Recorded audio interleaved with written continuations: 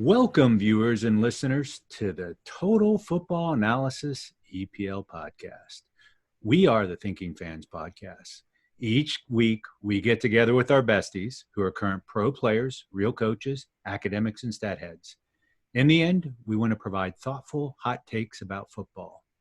Today, I'm joined by Analyst, This Is How It Works, Harshal Patel from Calcutta. In addition, I'm joined by Daniele Proch, I feel the need for speed professional striker from North Carolina FC.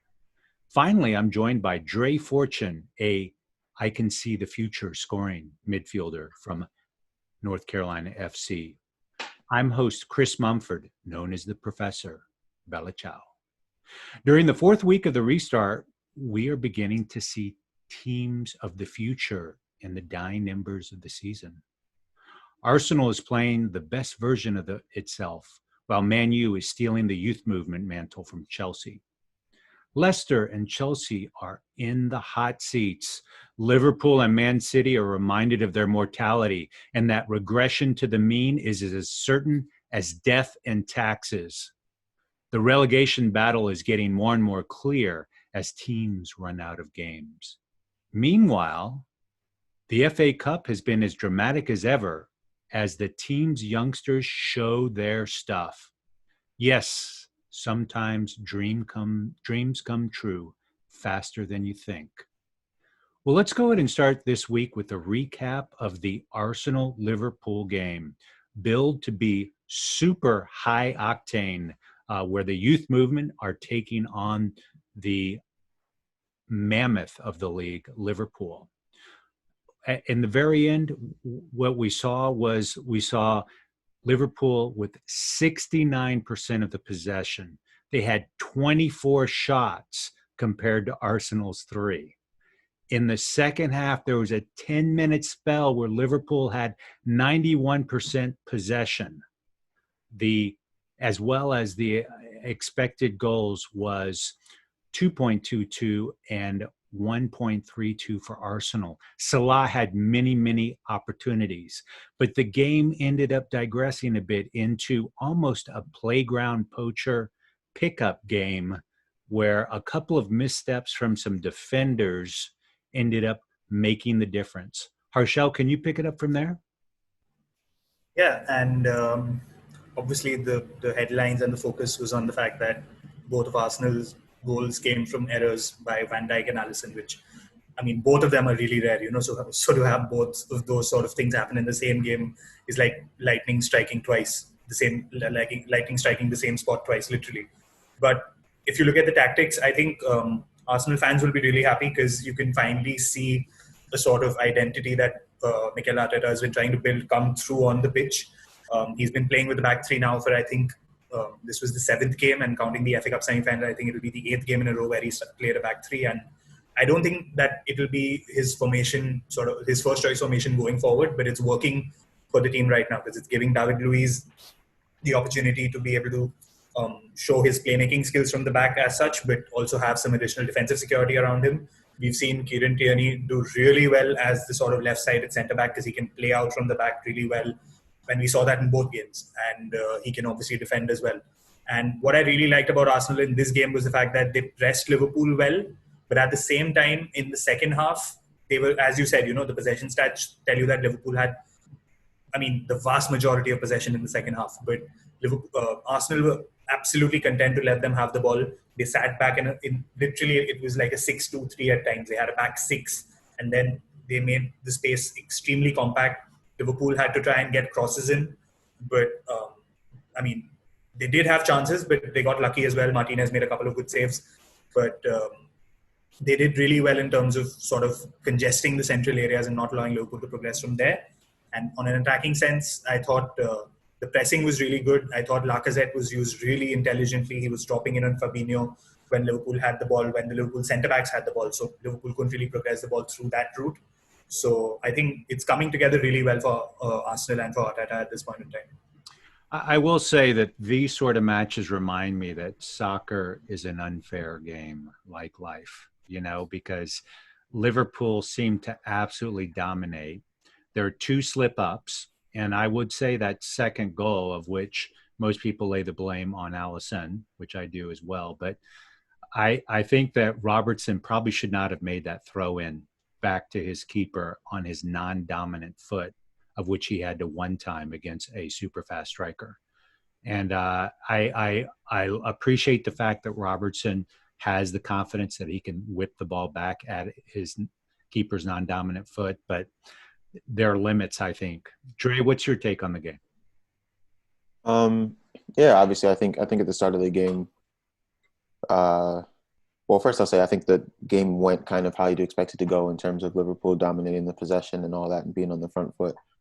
And then, so, going off that, I think at the start, once Mane gets the first goal, really well-worked goal, and, expose Arsenal at the back with some of the mistakes that they've been criticized for, I think you just kind of expected Liverpool to take off with that and just, go off with the game, maybe score 2 or 3 more.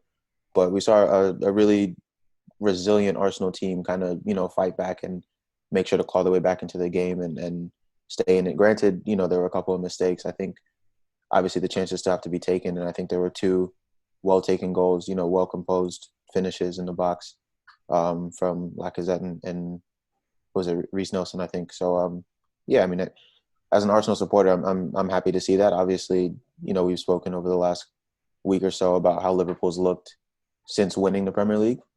So, maybe they weren't as sharp as they're used to being. Because, when you look at the shot breakdown, I saw out of the 24 shots, 9 of them were blocked.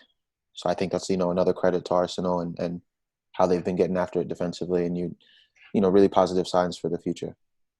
Yeah, I will say, as if you're a striker and your team takes 3 shots and 2 of them goes in, that's a good day. Even though it sounds like a tough day, that's a good day. So let's go ahead and turn our attention to the Leicester Sheffield United game. Harshal, can you walk us through that, please? Yeah, sure. So Leicester really needed to win this game to have a shot at Champions League qualification, because they'd fallen off a little bit since the restart, and they did manage to do that. They picked up a 2-0 win. But I will say that they did sort of manage Sheffield United really well, in the sense that they matched them in terms of the system. They went with the back 3 as well, which Brendan Rodgers has been doing for a couple of weeks now, a couple of games. And it has been a bit forced, because they've had quite a few injuries at the back, which has led him to sort of use the system. But it's worked in this game because it matched up with Sheffield United really well. We all know that Sheffield United really like to progress the ball down the flanks and they like to create overloads down the flanks. But Leicester matched them when they were in their defensive third, and they sort of got enough players on the flanks to be able to crowd out Sheffield United and not allow them to create passing triangles. And at the same time, they had enough defenders in the box as well to deal with any crosses that came into the box from Sheffield United. So I thought they did really well. They picked up the 2 goals. Jamie Vardy didn't score, but I think he had a decent game as well. And Jose Perez and Demarai got the goals for Leicester. And yeah, they managed to sort of stay in the race for the Champions League, which they really needed to. I got you. Well, good. Well, let's go ahead and turn our attention to the other end of the table, which is the West Ham Watford game. This was really important to figure out who gets to escape the magnetic field of the relegation zone. Walk us through that, Harshal. Yeah, and again, for everybody who's listening in, another sort of shout out to David Seymour, who's another regular contributor who you would have heard here. It's just been unlucky that he's missed both the episodes where he really should have been, because West Ham have done another sort of they've pulled a rabbit out of the hat, and there's no way they're going down anymore.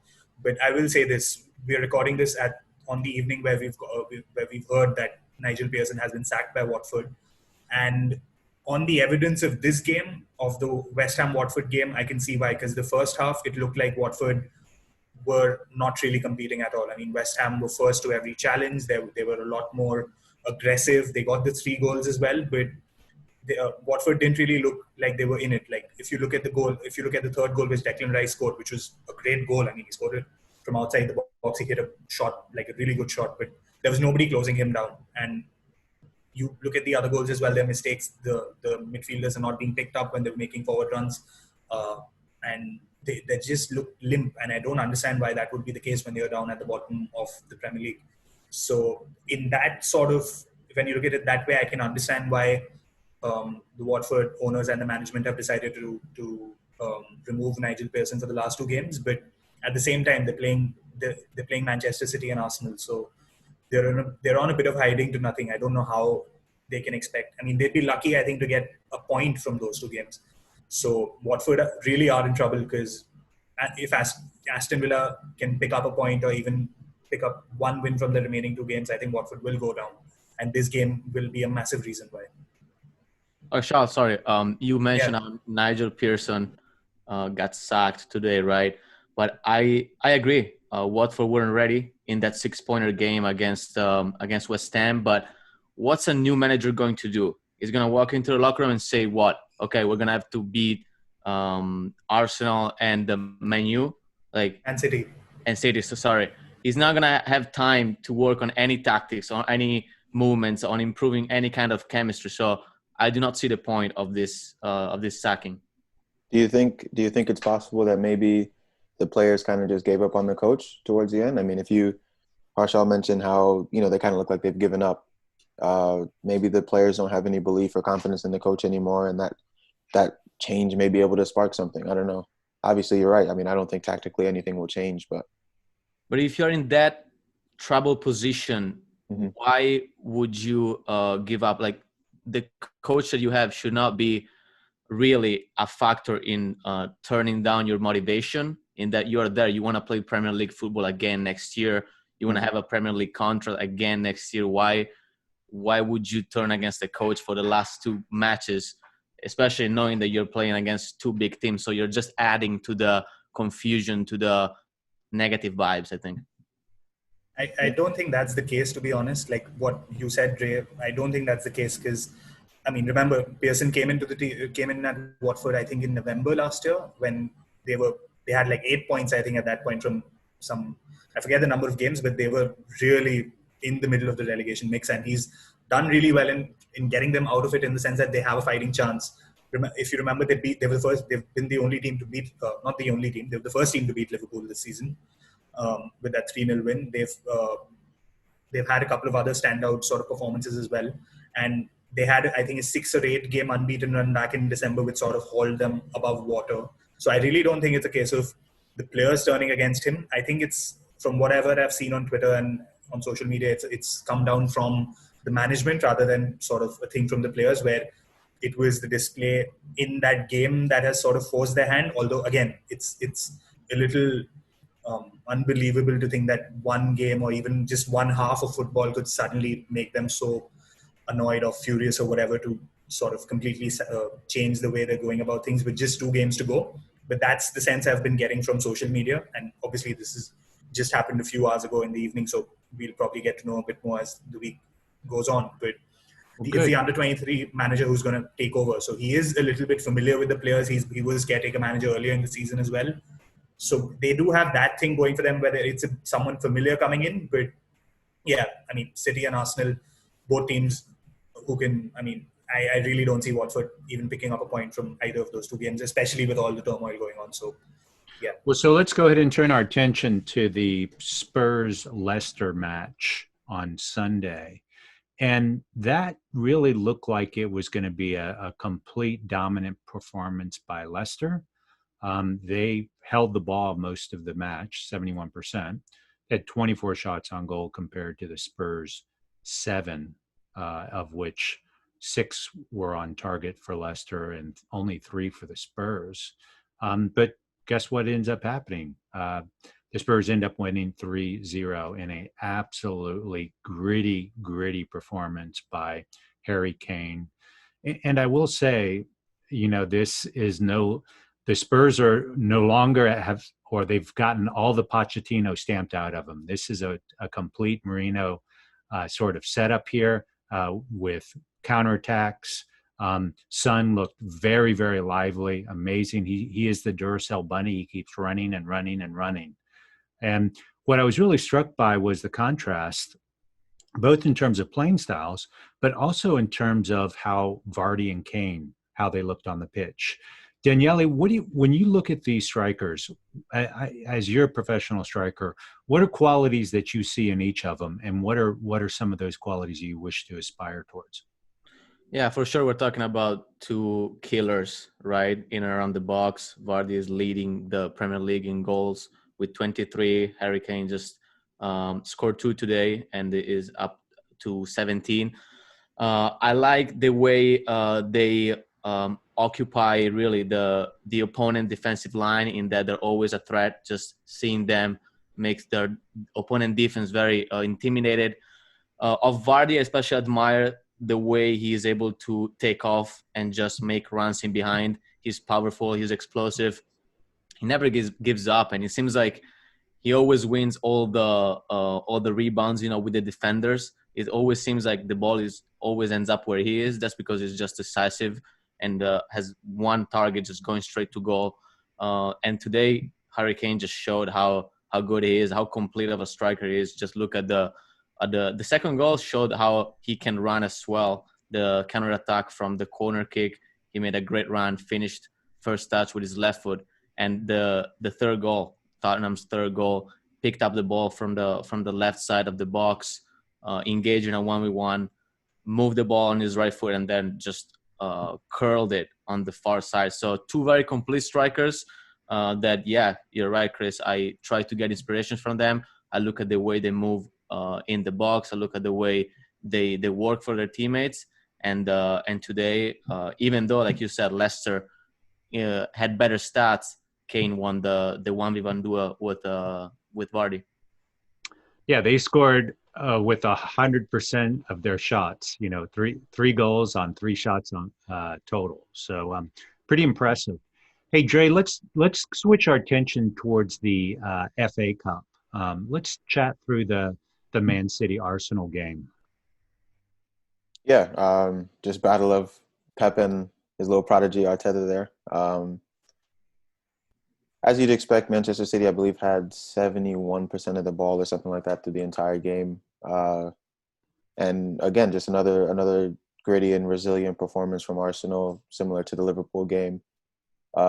This time, I mean, their first goal was remarkable. They played out the back brilliantly, and it's shown signs of what you expected Arteta to bring to the table. And they played out the back, and eventually it ends up on the foot of Aubameyang inside the box. And true credit to him. It's a great finish. Love to see him do it again.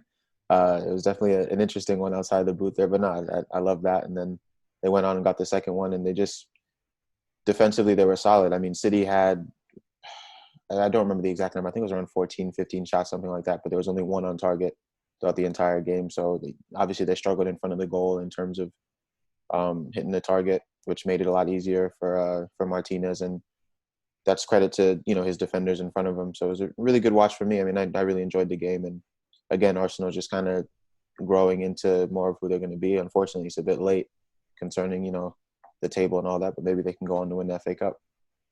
Yeah, I was really struck by how Arteta has been able to draw some of the best qualities of Man City in terms of the build-up. I mean, in some ways, particularly as that goal was, he out-pepped Pep from a tactical perspective. It's really neat to see that. But what I also found really interesting is that super low block, right? I mean, for much of that second half, you had 11 players practically all inside the 18. Yep. And they were able to possess and then go ahead and launch counterattacks. And I'm very impressed with how Arteta seems to be more adaptive in terms of tactically, given the resources that he has, right? If you're Pep and you've got sovereign funds, you can go out and buy the best of everything twice in each position. But Arteta really had to scratch and figure out a way to basically repurpose Luis, right? And realize that Luis gets burned playing the high line a lot. So in this particular case, let's just move to a low block and we eliminate that error. And so it was amazing to see I do have to make a goalkeeper shout out. I think Ederson had a couple of amazing saves, but all for naught. Daniele, any thoughts on this game? Yeah, all of you guys mentioned how Arsenal performed very well defensively, both against Liverpool and ManCity. And like you guys said, if that means sitting in a low block, Harshal mentioned having 6 guys on the same line. That's fine. I think that's a sign of maturity. Arsenal have struggled a lot with not conceding goals.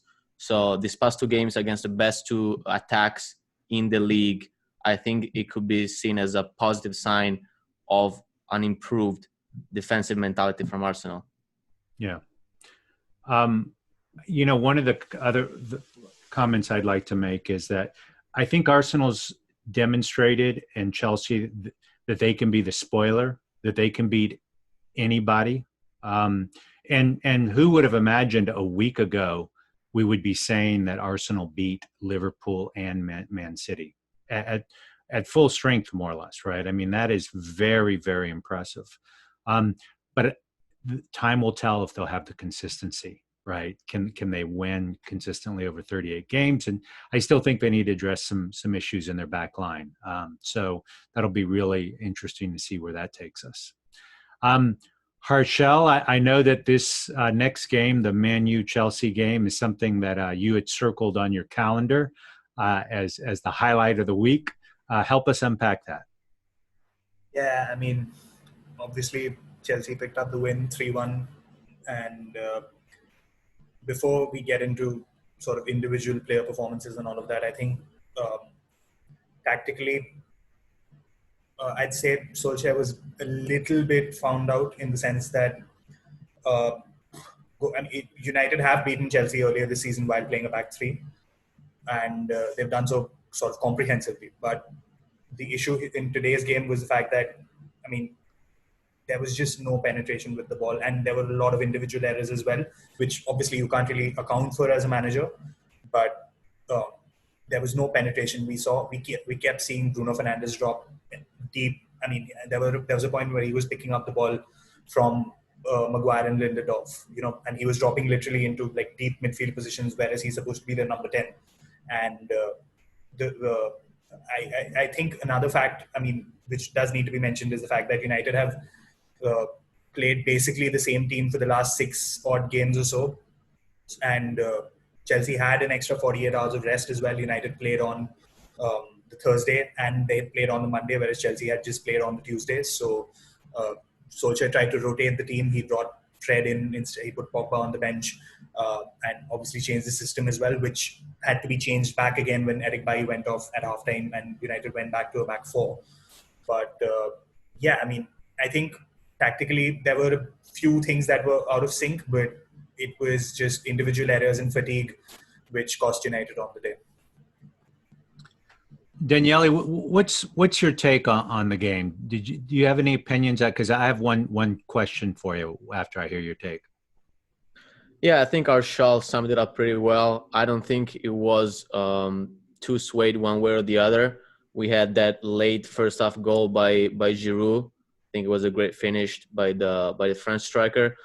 And then, you start second half with a big mistake from the goalkeeper. And then if you're a ManU player, that can really, it's really a big hit. And then, when the third goal came in, there was little that ManU could do, especially because they didn't have the time. They got one back on a PK, but by then there were 5 minutes left. I'm curious to hear your question, because I feel like you're going to take the hair sides. Somehow you're going to take the hair sides in this game. Hey, I'm about finding peace between strikers and keepers. Actually, it was a question of the striker, is that I still can't get over how beautifully Giroud played, and that the runs he makes are always so intentional. And it's somehow, some way, it's him in the box with 3 other defenders, and somehow he figures out to create a pathway for the server to get the ball to him. And I wonder, I know you guys have different physiques, and he is a different look than a Kane and a Vardy, but I'm just struck by what a consistent provider of goals he is. He's a very intelligent striker. very underrated. And besides being physically structured, he's also very good with his feet, with his left foot especially. You saw on the first goal how he caressed the ball with the outside of his left boot to just redirect it into goal. So I agree. Giroud, he may not touch the ball too many times during a game, but when he does, it's usually something effective for his team. Right. All right, let's get to the elephant in the room here. Let's talk want to get there. about De Gea. So walk me through, guys. Tell me why you guys thought that De Gea should be the fall guy for this game. So I'll go first here. And then I'd like to hear what Dre has to say, because I know he's got some opinions on this. Because, as a United fan, obviously, De Gea has been super consistent. He just hit 400 games to the club. I think it was the last game, the game before this one, where he hit 400 games. And he's been super consistent across all of that time. There were like 3 or 4 seasons where he's single-handedly bailed the club out and all of that. But it's been a consistent sort of decline, or a sort of path of decline that we've seen over the last 18 months or so. He didn't really do well for Spain at the Euros as well. At the World Cup back in 2018. And it's been a sort of downhill slope from there. And today I thought for the first goal, obviously Giroud does really well. I thought Lindelof made a mistake there as well. He didn't follow Giroud. He let him go in the box, which I think as a defender, that's just like a cardinal sin, right? Like he's literally let his man go free. But at the same time, De Gea got a really strong hand to it and couldn't keep it out. Even though it was a really good, clever finish down low, but De Gea got a hand to it. And there's no excusing the second goal. It was hit straight at him, and he just sort of flaps a weak left hand at it, and it goes in. So, and I've seen stuff on social media saying that he should have maybe saved the third goal as well, but that's being too critical. But definitely I think the second goal absolutely was his mistake, and I'd probably put the blame of the first goal halfway at Lindelof and his feet. But yeah, I think it's been a bit of a consistent story with him, where he's had a lot of errors this season, and it'll be interesting to see if United actually consider making Dean Henderson number one, or at least putting them both in sort of like a fair fight and seeing who comes out in preseason. Dre, go ahead and put your chips on the table here. Yeah, obviously Harshal pretty much summed it up. I was going to say, though, I did think on the third goal, maybe you can have a bit of a shout for him to do better on that one. But when De Gea first came on the scene, I think there were lots of talks about him potentially becoming the best goalkeeper in the world. And it's just like Harshal said, the consistency of the mistakes he's been making, I think, is really what's making it an issue, because he's continuously, getting his hand on the ball and it's still going in the goal. And I think that's, I don't know, that's so tough to deal with as a player, because you do as much as you can to defend and make it as easy on the goalkeeper as possible. And then particularly, on Mason Mount's goal, that's directly at him. There's no excuse for that. I think most keepers would probably get a hand on that and hold it, and he's parried that into his own goal. So I don't know. It's unfortunate to see. You never want to see somebody struggling like that, but I think he's let his team down massively. I didn't even talk about the Giroud one, but that one is, it's a good finish. All credit to Giroud, but it was so, there was not much power behind that. And so, I'd love to hear how you defend it. All right. Okay. Here's my take on that first goal. Uh-huh. It's low driven ball. Giroud is coming across the near post, hits it with his outside of his foot, right? More of I would say even closer to a flick than it is a shot. And De Gea wasn't in a set position because he was moving across, and the ball ends up coming to the right of his thigh. And we've talked in previous podcasts, De Gea sets his feet wide, which makes him great for being able to do the kick staves on the ground, but it creates a zone of sadness from his thigh to his ankle to his right or left, because his legs are spread out so much and he's got one hand to react to that, right? So it's one of those, you either accept that is a shortcoming of that is the way De Gea is. De Gea is not going to go back to a narrow stance. And at 6'5", he probably shouldn't, right? So I would say the first goal, I think it's unfortunate. I think a great keeper would likely have made that save, but I can't fault him for that because that was moving so quickly. The second goal, on the other hand, you have a giveaway on your pitch. Guy dribbles it down, hits, frankly, a clunker. I mean, it was not a cleanly hit ball at all, right? And he should have made that save. I think that part is fair to say. I will say that defenders should not be or midfielders should not be losing the ball in the middle of the pitch where it's a green light special. Yeah. Right? He had an uncontested shot. That being said, keepers should be stopping shots at 21, 22 yards out. If they're well hit, if they're mishit somewhat, it causes trouble. And that's exactly what happened in that second goal there. As far as declines go, if you do have a look at expected goals, he has underperformed this year. There's no question, by about 4 or 5 goals. So he's clearly had a down season. But I really feel like De Gea has been a victim of his own success. He had 2 really absolutely stunning years, and things have kind of come off a bit. He's not even 30 years old yet. And I would hope that instead of throwing him under the bus, you let him be, because I think Henderson has a very, very bright future ahead of him. But I think playing at Sheffield United versus ManUnited are going to be apples and orangutans in terms of experiences. But what? With Dean Henderson coming to ManU, I'm wondering if Solskjaer is thinking about doing something that Ancelotti did when he was in charge of Real Madrid, which means you play one keeper in the whether it's Champions League or Europa League, and the other keeper in the league. So you keep that competition between the keepers high. Nobody can really relax, and I think it could be a beneficial factor for both.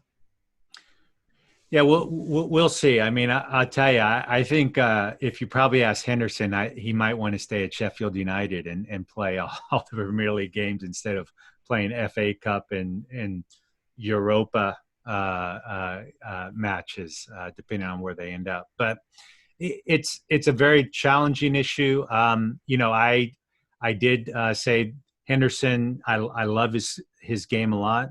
The fact that he wears a baseball cap demonstrates to me that he's a pragmatist in those low light suns. My goalkeeper son and I have fierce debates about style because he thinks I lose tons of style points in the sun. But hey, it's all about keeping balls out of the net as far as I'm concerned. Chris, I have a question for you. Yeah. You said, I think when you were talking about the first goal, you said a great goalkeeper maybe saves that.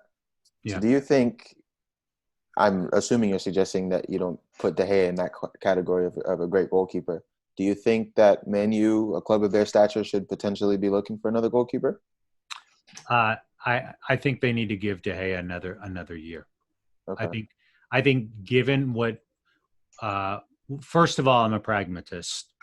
Going out and buying another keeper comparable to him, those folks aren't on the market right now. Right. So I think he has a potential to bounce back. As you guys know, as players, sometimes the confidence there, sometimes it's not. And sometimes one play will change everything and change a trajectory. And I think that's what De Gea needs, is that one play. And I'm not sure when it's going to happen. I mean, sorry, just to add one thing. I mean, I don't think United can go out and buy anybody, because the Kepa transfer, like we saw a couple of years ago, he went for 70-odd million to Chelsea. That's also skewed the market, and you're not going to get anybody for 80, 90-odd million is the minimum what you're going to have to pay. And the best in the world are probably going to come for more than that. The likes of Oblak at Atletico Madrid, who I think is the best keeper in the world at the moment. Yeah, he's not going to come for anything under than 100, 120 million maybe. So you're not going to go out and buy anybody. Dean Henderson, and I don't think United really need to buy someone. They have a really good backup keeper in Sergio Romero, who was on the bench today, having played all of the other FA Cup games. So, I mean, you could have just paid him. On behalf of the football community, Harshal, I'm going to have to jump on that remark. Oblak best keeper in the world. I don't know. Ter Stegen, I don't know either. Ter Stegen is quality. Courtois, Yeah. Alisson, I don't know. So I mean, it's my opinion. Obviously, I think that Oblak is the best goalkeeper in the world, but Ter Stegen, Alisson, they're all up there.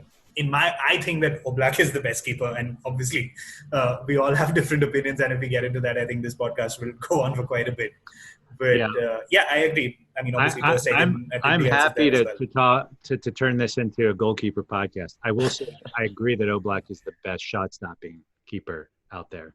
But I guess I want to kind of highlight one point because I want to get one's opinion is that sometimes you work hard, and then if you're at the right time at the right place, something really good happens and it changes everything.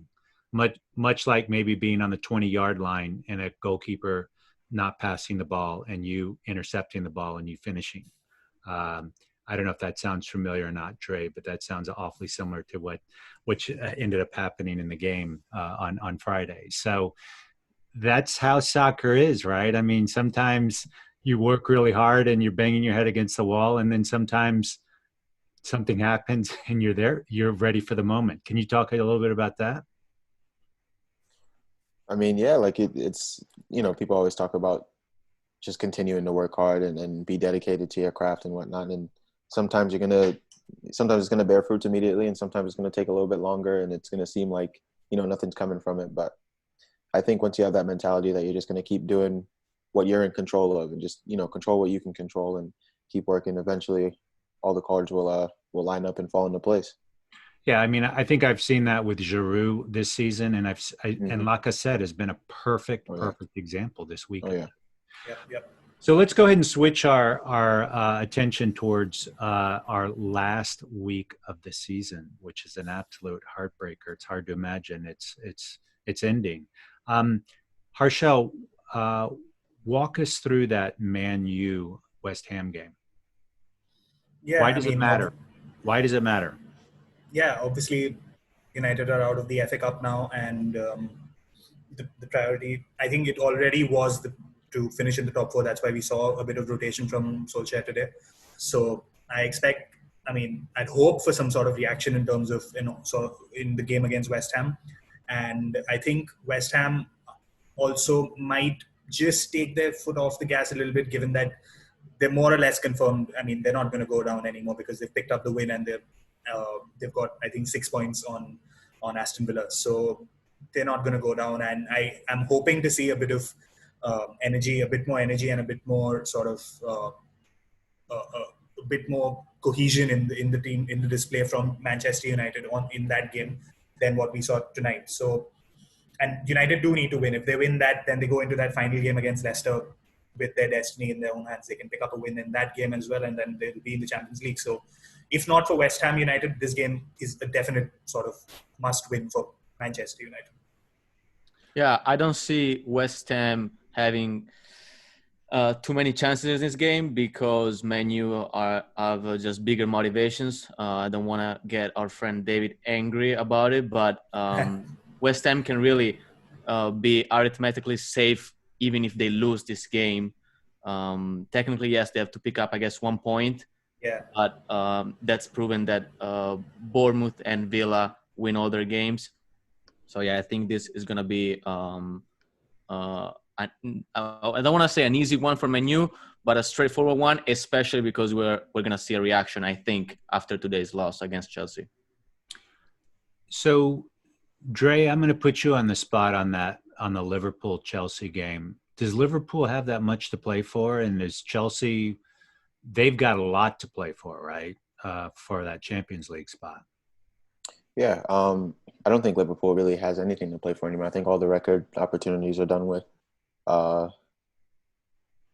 Chelsea obviously is still fighting for that top 4 spot, and they want that. So they're definitely going to put everything into it and hope to get 3 points out of that game. It'll be interesting. Liverpool's been, for me at least, they've been unpredictable with how they're going to go about the remainder of their games. So I'm sure obviously Klopp is going to want them to respond and put a team on the field that'll hopefully get 3 points for them. But I think Chelsea is probably going to want it a bit more in the day, and they might push the envelope there and maybe edge them out by a goal or two. So, Harshal, Chelsea's got a big week for them because they have to play Liverpool and then they have to play the Wolves. Tell me what you're going to look for in the Chelsea-Wolves match. So, I mean, Wolves can be a tricky customer. I've been really impressed, and I've said this on previous episodes as well. I think Nuno's done a fantastic job there ever since Wolves have come up. They've sort of established themselves as a mid-table side, pushing for Europa League. And they had a bit of a run at the Champions League places, but they've not been able to make it. But still, they're a really good side, and they're really they're another example of a team who are well drilled. They play one system, but they play that one system really well. All the players know their roles, and on their day they can beat anybody. And we've seen that already. They've beaten Manchester City twice this season. So I don't think it'll be an easy game for Chelsea. They did have a good game today, but I think Lampard might need to stick with the system he played today in terms of a back three against Wolves, because that does give them a bit more defensive solidity. And when you have the likes of Adama Traore, Raul Jimenez, Jota, all those guys who will be the guys who Chelsea come up against. And then you've got Ruben Neves and Joao Moutinho in midfield who can play through the press, who can sort of service those guys up front. So it'll need to be another sort of tactically they'll need to be tactically coherent. They'll need to have a game plan, and it'll be an interesting game. I think I can see that being a draw or it going either way. To be honest, I think even though Wolves don't really have too much to play for, but I think it'll still be a tight game. Yeah, I think you can easily see, given these two matches, why Lampard ended up doing the rotation he did today, just because he wants Champions League as does ManU. How about in terms of the Leicester ManU game? That's going to be very interesting in terms of possession wise. What's the story behind that, and what will ManU be able to shake off what happened today and be ready for a Leicester that's going to be super driven? Yes, so obviously United have a game in hand on Leicester right now because they play West Ham during the week, and then they will play Leicester on the last day. So if they win that game against West Ham, I think they'll have a bit of breathing room because they level 1 points with Leicester. They'll go 3 above them. So if that does happen, I think it'll be a lot more relaxed for Ole on that last day. But even if it doesn't, I think it's still is fair to say that game is pretty big for Champions League qualification. Leicester, in my opinion, they've struggled. Obviously, we've all seen that they've struggled since the restart. They've had really bad luck with injuries. They're having to play a kid at left back. Luke Thomas played his second game for the club today because Ben Chilwell's injured and Christian Fuchs is not there as well. And that's why also they've gone to a back three, and we've seen Wes Morgan come back out of the cold. He's barely played, and he's sort of playing in centre back right now because they don't have Soyuncu got sent off in the previous game. So they don't have James Maddison either. He's injured. I'm not sure if he'll be back for the game next week either. So they've had a lot of injury problems, but at the same time, you spoke about reversion to the mean when we started the podcast, and we've seen that with Leicester, that they've sort of come back to where the numbers or the underlying stats were saying they should have been. And I can see United beating them on the last day, especially if Man United get the win against West Ham. I can see them beating them because Leicester have been struggling. They've picked up a few wins here and there since the restart, but they've not really they've not been anywhere close to the form that they had prior to the restart. So I think Leicester will miss out, and it will be Chelsea and United who take the last 2 spots for the Champions League. Well, I think that if ManU gets the midweek win, then I feel like there's no harm in playing for a tie, right?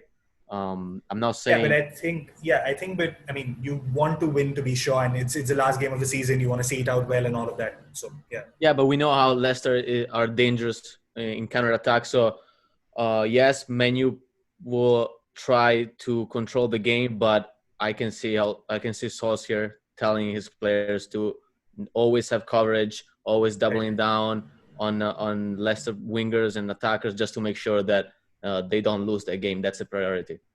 Yeah, fair enough. I can see that as well. As you said, if United pick up the win in midweek, then it becomes more a case of not losing the game. I mean, you can do with a draw. So yeah, that might just happen as well. Yeah, the challenge with Leicester with the injuries as well as the suspension, it's a lot more money on the payroll helps fix those problems, right? I mean, they're really on fumes right now as we wind down the season here. Speaking of fumes, we've got to talk about that West Ham Aston Villa game. Harshal, what are you going to look for in that game? Again, we thought it'd be sort of really big in terms of it'll be like a proper relegation 6-pointer about 3-4 weeks ago. But West Ham have picked up 2 really crucial wins since then.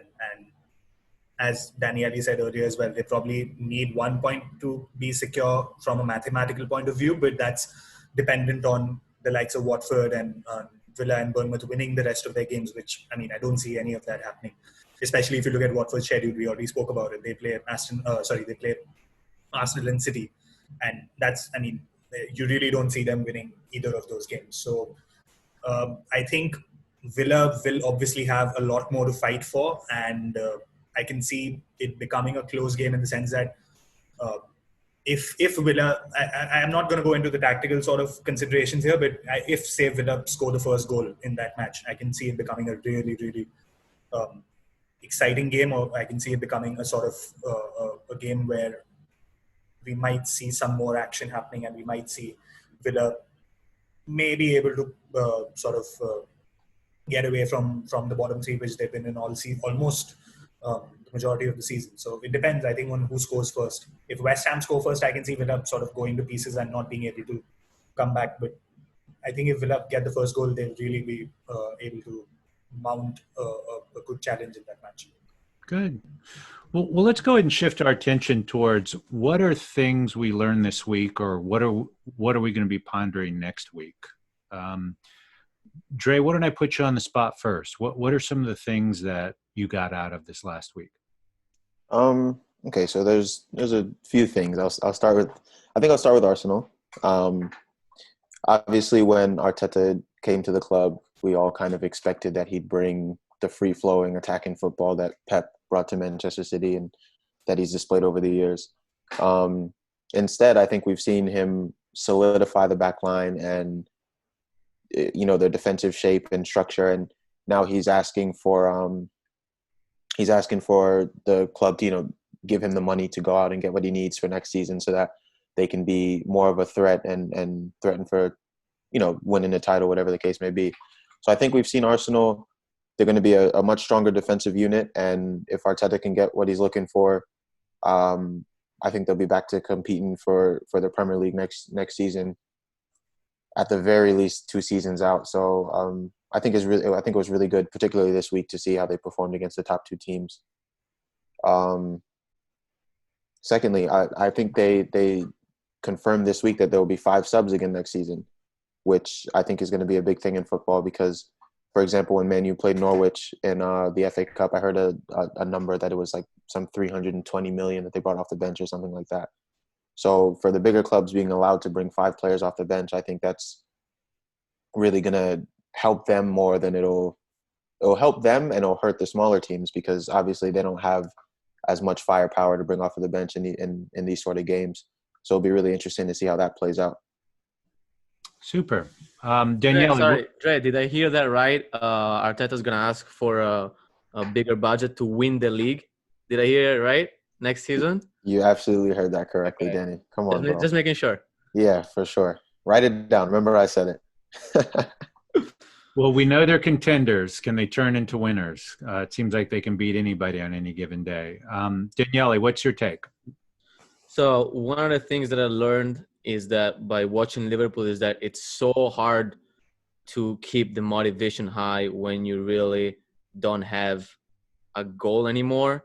Yes, they could have still broken that record of 100 points if they had beaten Arsenal, but, they've won the league. They're a little relaxed now, and it's hard to trick your brain into, building up the same energy and the same enthusiasm that you had before. And that's why, as well, when it comes down to, Harshal was talking about the West Ham Villa game in the last match day. If West Ham are safe, I do not see them really putting up a great performance in that game just because they're human beings, right? Their motivation is just gonna go down we are safe. We did what we had to do, and we're gonna approach this game in a much more calm way because we feel like we have fulfilled what we had to fulfill. Mm-hmm. Good. Harshal, what did you learn this week?